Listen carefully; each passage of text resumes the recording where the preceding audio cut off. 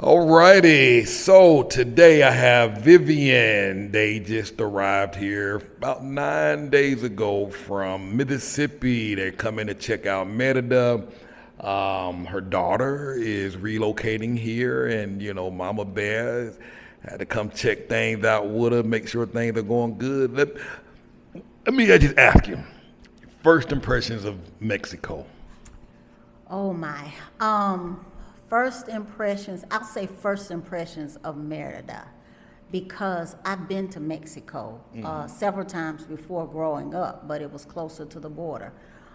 So my first impressions coming here was just an understanding of a lot of things that I had heard you talk about. It was almost like it was a review of information. So my first impression was watching the people seeming like they were happy. They were, even when they were at work, coming into the airport, people were very quick to help you. They were relaxed, they were happy, they were smiling. Even when you came through and they were the people that were doing the regulations or regulating, making sure you weren't bringing food or fruit in or what have you, they were happy when they asked you questions like, do you have any food on you? Do you have any fruit that you're bringing in? They were just relaxed. And so my first impression was, okay, I need to pull off everything that was on me, and I need to embrace where I am. And that was very relaxing for me. That was, it was a lot of work though. Yeah. But it was a lot of work when we came in. Like I say, it was a mental review. This is what Cortez said. This is what Cortez said. Oh, I see that. Oh, I recognize this. And so it was like going through a review of the test. The information that I had taken in, the information that I had digested. And so I appreciate you for that. Oh, thank you. It was Thank a cheat you. sheet. It was like a cheat sheet. That's what it was. I noticed you made the comment you had I forgot what you just said a moment ago. You had to pull some stuff off of some of your old ways. And I noticed on some things, there was some food here because we tried a bunch of food and you were like, I don't eat that. I can't try that. It might not settle well with me. But you ended up trying some of the stuff. And what was that like? Just what you thought might be the same because of how they did it in the States versus how it is here. Okay, so here's the thing. I am one of the pickiest eaters you could ever meet. Not necessarily because of allergies, but I'm a texture person. If it doesn't feel right or look right, it's not gonna go in my mouth. I'm not eating it. And so it's a lot of things that I don't eat. I don't, or let me say it like this. I don't eat it in the States. But I eat it in Merida. And so I had never been able to eat mango. Fell in love with it. It was fresh. It was refreshing. I mean, it was amazing. It was just like, it felt like I was on a different planet. That's what it felt like, being able to eat certain things. And not only being able to eat it, but being able to eat it without repercussions, without heartburn, without worrying about, oh, it's after such and such a time, like I shouldn't eat because I'm gonna feel some acid reflux or stuff like that. I have not had a moment here of acid reflux. And like I said, the meat, it's certain meats that I don't eat, but I eat it in Merida. Wow. And so I love the food here. I love it. Wow. So y'all came here.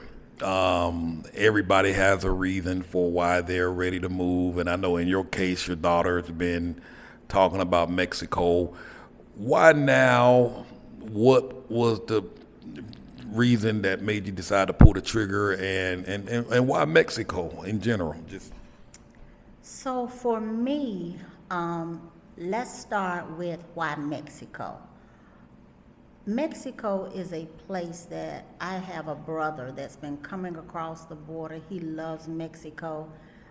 He's been in love with Mexico for the last 5 to 10 years. And we came across the border a few years ago, and it was just, as they say, tranquilo. It was just relaxing. It was so enjoyable. I went for a few days and ended up staying 4 days longer than I originally was supposed to stay because it was so relaxing. And so my daughter and I, we adore the Spanish language. We enjoy the culture. We enjoy the friendliness and the kindness of the people. So it's like, yeah, let's go. Let's check it out. You don't know until you find out what is real, what you think you know. Is that real? You don't know what really exists. And you really can't go by the news media. Do not listen to the news media. The news media will have you scared to go out of your front door. Coming here, I'm just going to be honest with you. It is one of the safest places that I have visited many countries. I've been in India, I've been in China, I've been in other countries. Merida in Mexico is one of the safest feeling countries that I've visited. That I feel fine going in and out at night, in the dark, walking up and down the street. Why now? Let's get to the why now. Why now? Because it should have happened yesterday. That's why now. I've gone through a lot of family members, a lot of death, a lot of people dealing with sickness, and time waits on no man. It keeps trucking by. And here we are 4 years later, and we talked about Mexico, I think in 2021, 3 years later. So why now? Because it should have happened yesterday. That's why. Wow. I love that answer. I know we get caught up in life. We put things off. I know some years ago, my dad went to the emergency room having just some cramps and pains, and they told him just out the blue, you have pancreatic cancer, stage 4. And they say, we'll give you about 6 months. And he was just in utter shock. And, his thing to me was, he made it 4.5 months, but on his deathbed, he was like, Carl, which is my nickname, he was like, I promise to take your mama all over the world. I promise to take her here. I promise to take her there. He like, I can't. Yeah. He like, I'm going to be gone probably tomorrow. I mean, it's like the day before. I'm going to be gone. And he was like, all that work I did, trying to plan and save, I tried to do it the right way, the way they say you should do it, work hard, save your money, and then travel when you retire. He's like, I missed it. Right. He said, I missed every bit of it. Right. And I've always been the black sheep in the family where I just kind of bucked the system, did what I wanted to do. And, he would always, when I was younger doing it, he would be like, man, that's irresponsible. He's like, what do you got, children? Why are you doing that with children? Right. But on this last day, he was like, you was doing it right all along. And he like, exactly. I missed it. I disappointed your mother. And I think that hurt his feelings more than anything. Yeah. Because it just came out the blue. He didn't see it coming, and it just messed him up. Right. And I went through that same journey with someone in my family, and we went in and we came out differently. It was stage 4. And they said the same thing, 6 months, 12 months if you're good. And fortunately, we got 10 months. Wow. But when that happens, tomorrow isn't tomorrow anymore, You're just living moment by moment then.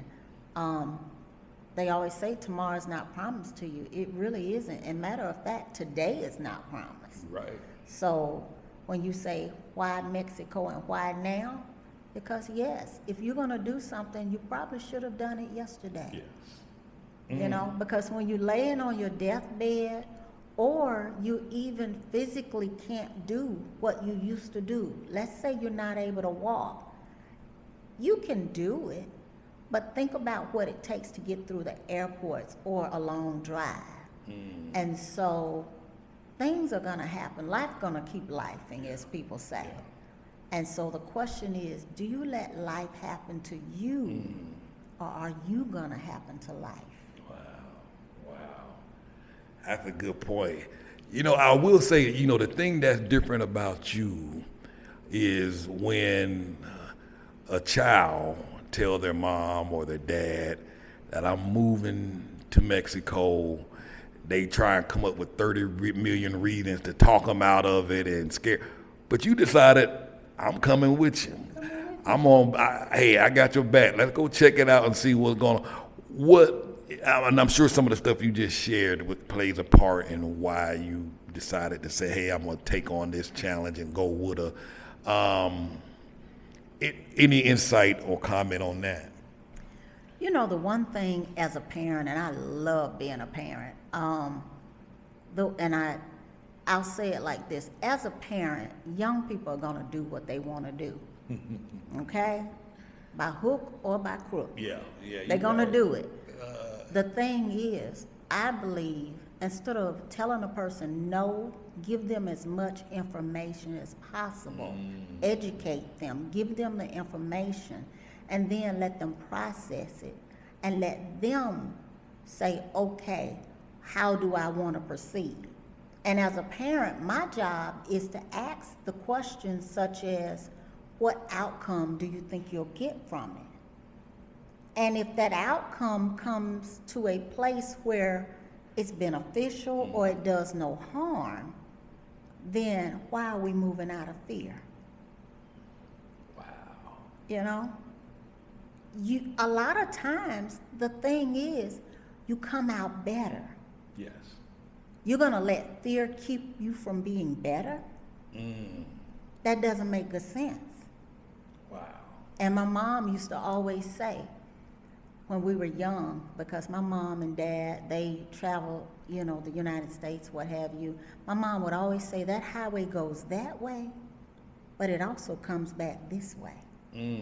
So if you get there and you don't like where you are, you can turn around and come back. I love it. So why operate out of fear? You're either gonna live or you're not. But you got to make that decision. If you don't want to get out there, you don't want to take chances, that's fine. That's your choice. But it's not for me to stop someone else when they want to go out. Because I did the same thing. When my mom is there being a mom, like she, you know, always has been, but I wanted to go.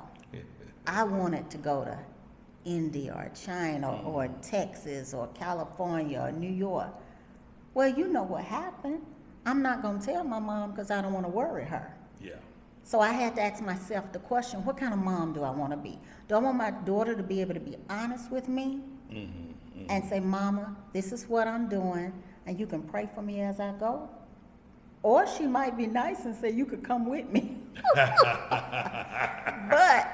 if I don't let her be honest with me, I just shut that door. I just shut it. Wow. And this is not just one time. This is every time she does something. She's shutting the door, being quiet, going here, going there. I would rather my daughter be able to be honest with me. And let's do it in a wise way. You want to go to Mexico? Let's see how to make it happen. Let's do it. I love it. Why not? Wow. Any surprises or unexpected things since your arrival here in comparison to perhaps way things are done in the States? Any doctor visits that just experiences just blew your mind? I'm ashamed to say this. Okay. Whew. So here's the thing, and I'm going to talk to people, okay? I need y'all to do y'all homework. If you plan to come to Merida, you plan to come to Mexico, I don't care where you plan to go. Do your homework before you get there.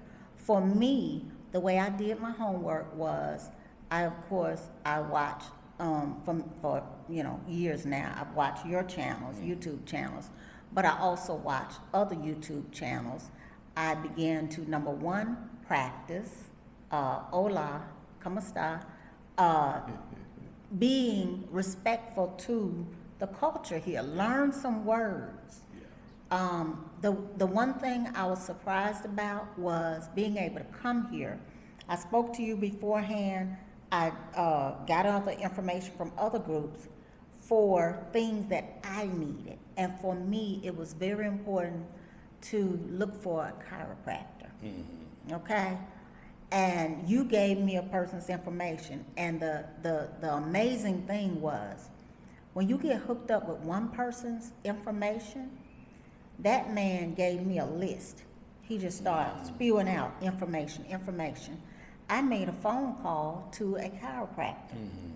And we were out that day looking around, checking out the beach, and my phone rings.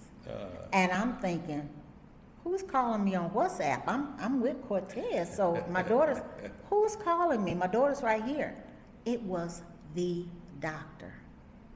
Wow. And I couldn't believe it. I had to listen real hard, because I said to myself, this has to be a secretary. But it was the doctor calling me the same day, asking me, number one, he said, oh, would you like to come in today? I said, oh, no, not today. I was still in shock that this is the doctor. This is the real doctor. But he called me, he set up a time. Well, let me correct that. He called me, he said, look, this is the day you can come in. I'm gonna have the lady from my office, and the man spoke English. He said, I'm gonna have someone to call you, and she speaks English. And so I was like, okay, good. So he got off the phone, and I was still in shock that he called. It wasn't maybe an hour later, this lady had reached out to me on WhatsApp. She started confirming the day, the time. I mean, she gave me a list of this is what we do. Yeah.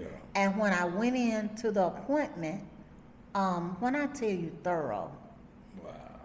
Now, at my big old age, I'm supposed to know about this body, supposedly. Matter of fact, in the States, the doctors that I've been to, they sort of act like I already know everything about my body. This doctor was so thorough. When I tell you thorough, he told me stuff about my body I had never heard before. And I mean, he put the graph up and started circling, and I mean, gave me every detail. And then he said, when do you want to correct some of this? And I said, well, when can I start? They said, oh, right now, come on, follow me.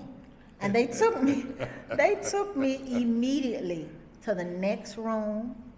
He fixed, I immediately, when I tell you he walked down my back and told me before I could even say anything, told me where I was hurt, what kind of problems I've been having. All I had to do was say, yep, you're right. You're right about that. Yep, you're right. By the time we went to that second room, he did what he had to do. That felt good. I thought I was about to walk out the building. He said, oh no, come on over here. And we went in the third room, and they put the little electro things. Wow. When I walked out of there, you have not seen me limp today. Yeah, you have not seen me. You have not seen me crawl up out of the car. I did so good. Oh, I got up this morning. I went to the park. I got my walking in. Got my mile, more than a mile done. So, oh yeah, it was thorough. It felt the pain that I've been feeling, no pain. They gave me follow-up information. They told me that my information would be on file. They told me that they can give me connecting information for other doctors. So if my daughter needs a gynecologist or whatever, I mean, it was like once you get connected to one person, they just build a bridge for you. And where can you go where people build the bridge of what you need? Yeah. And you just say it out of your mouth. Okay? Wow. You just say, hey, this is what I'm having an issue with. And they just, I got you. I got you. Never a hesitation. Oh, we got that for you. Oh, we gonna correct that.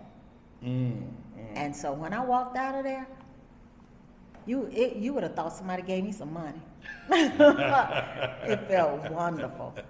So I was impressed. I'll be back. You'll be back. So yeah, I mean, so y'all listen, when y'all come out here and investigating things, checking the city out to see if it's a place for you, make some doctor appointments, go to the dentist, go see the eye doctor, get a feel for what things will be like, and just kind of put yourself out there and just try some things. I think your daughter went and got her hair braided. So I mean, there's plenty things to do, I know one of the things you said you wanted to do was take some swimming lessons when you come back out here. Most definitely. That's the thing about it, that the reason why I love connecting with you, and I'm gonna go here real quick. Okay, I'm gonna take over the interview for a quick second. Let me tell y'all, if you guys have been hesitating, just stop. Just stop hesitating. Because when I tell you I have had A1, I don't even want to call it service, and I'm talking about with you. I'm talking about how you never drop the ball. I'm talking about how, I want to let you rest. And you were calling, hey, do y'all need this? Y'all need water? That was like an introduction beyond what I even expected you to try to do. We came here as our tour specialist. And that's the way I see it, coming from the real estate world. You're our tour specialist. You show us around, but more so for the living quarters or what have you. But you went above and beyond with that. And like I say, the city it amazed me. Everything that we got here was amazing. I appreciate you. I appreciate your family. And what was that question? Because I had to give you your kudos. Swimming lessons. Swimming. Thank you. So I appreciate the kind words. Let's get to the swimming lessons, because like I say, all of it starts and goes back to you. The information that you've given me, and other people who have already been in Merida, have given me a list of everything I need. I've always wanted to learn how to swim. I'm not afraid of water. There's some other things since I've gotten here that I've added to the list. And anything that you want to do, if you've been wanting to learn, whether it's sewing, whether it's swimming lessons, whether it's Spanish, the people here are so kind. They are so open to helping you. The resources are here, but you got to get here. Yeah. You got to get here. You can start learning Spanish, but if you really want, you want it at a level, in my mind, where you can have those lessons and still be able to afford to live. Not just today, but 10 years down the road. You have to go somewhere where not only is it affordable, but I like to say it's quality also. And so, swimming lessons is on my bucket list. Wow. But unfortunately, since I've been in Merida, the list has gotten longer. That's the bad part about being in Merida. The list has gotten longer, and the understanding of the opportunities. Yes. That's the big thing, to understand what opportunities, and to know that you do have options available to you. That's valuable to me. That's quality of life. And I often say that once a person gets here and kind of find their way and get settled, you can actually afford to have a life. People, they watch a lot of these videos online, they feel that things are hyped up, and retiring in a place like Mexico or any other country is a far-fetched fairy tale, is not real. What would you say to those folks? That is this a real opportunity to retire somewhere else and have a better quality of life than what they're used to having? So I'm a numbers person. Okay. So let me give you some numbers. We lived in Nashville for a while, and it was nothing to spend $60, $70 on an Uber. Yes. Here, to look at what is coming out of my account, and it's not even $2 American for the Uber ride, you know, and we're going 20 minutes away. You know, we're not going like 3 miles. Yeah.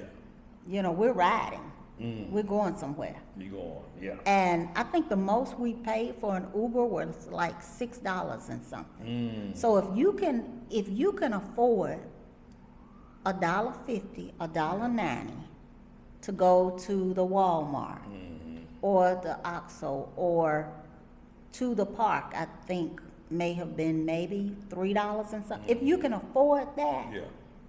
and you just give yourself a $5 budget every day, that's sort of, if you do those numbers, then you can say, is this affordable in my budget? Yes.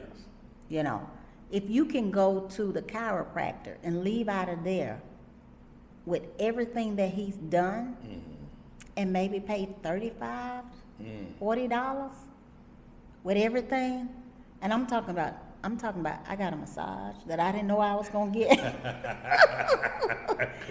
I'm talking about I got the little electrode, the little Everything. everything for $40. See, I have paid $40 and walked out still hurting.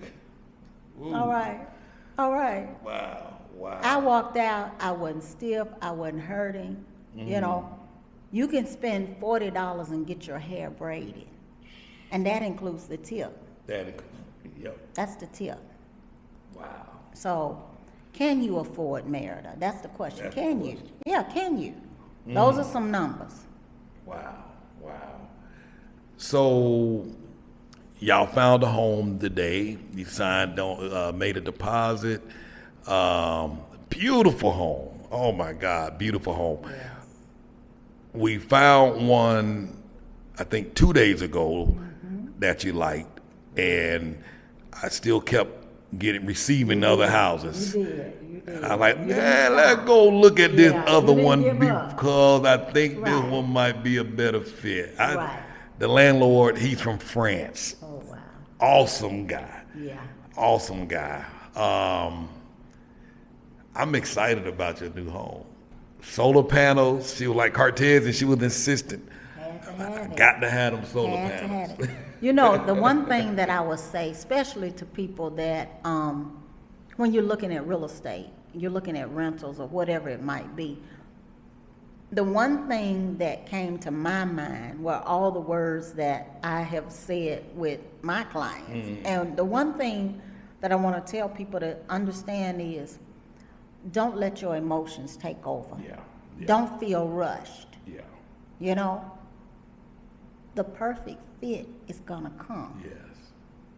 But you gotta relax. Don't try to make something happen. Because if we had tried to make the first, Yeah. matter of fact, it was 2 that I loved. Yeah. Oh, But yeah. one was entirely too big. Yeah. I didn't want to do all that cleaning. I was like, no, I came down here to relax. I didn't come down here for another job. All right. When I come down, I don't want to clean up. I don't want to do that. The second one, it was what I thought was spot on, Yeah. but it was a few things that just we weren't settled about. Yeah. Yeah. You know, it would have been a few things that would have been out of reach. Okay. But with the one that we went to today, and I have to go there, Cortez, I thought we were settled on the other one. And you were still sending us properties. And I was like, okay, he's still, I guess we'll keep going. And when you sent the one that we looked at, the one we finalized, you know, said, no, this is it. When we looked at that one, you felt it. You felt it. Yeah. You knew that was it. That was it. When you came through the gates, and you just standing in the garden. We didn't even enter the house. We were in the garden. And here's the other wonderful thing. To stand in the garden and have fruit. Hanging soon as you, come on now. Don't make me go to church, okay? Fruit in the garden. I was like, oh my, oh my.